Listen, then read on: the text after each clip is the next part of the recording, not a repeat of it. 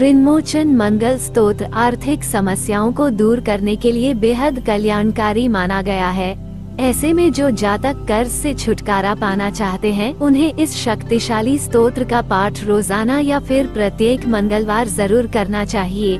साथ ही हनुमान जी के मंदिर जाना चाहिए। यह नियम कम से कम 11 मंगलवार अवश्य करें। तो चलिए सुनते हैं ऋणमोचन मंगल स्तोत्र।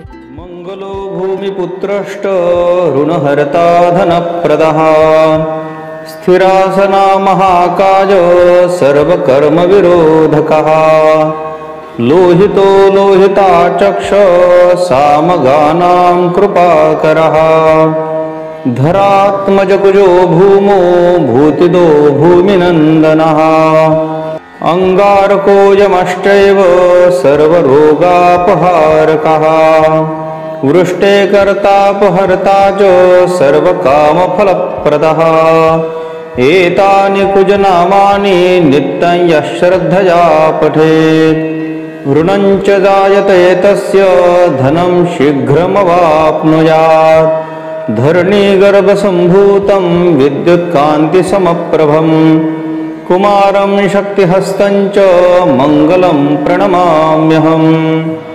स्तोत्रमङ्गारकस्यैतत् पठ नित्यं सदा नृभिः न तेषां भौमजा पीडा स्वल्पापि भवति क्वचित् अंगारक महाभाग भगवन् भक्तवत्सला त्वां नमामि ममाशेष मृडमाशो विनाशय ऋणरोगादिदारिद्र्यम् एचान्येह्यपमृत्यवः भयक्लेशमनस्तापा नश्यन्तु मम सर्वदा अतिवक्त्रदुराराध्य भोगमुक्तजितात्मनः तुष्टो ददासि साम्राज्यं रुष्टो हरसि तत्क्षणात् विरिञ्चि शक्रविष्णूनां मनुष्यां तु का कथा तेन त्वं सर्वसत्त्वेन ग्रहराजो महाबलः पुत्रान् देहि धनं देहि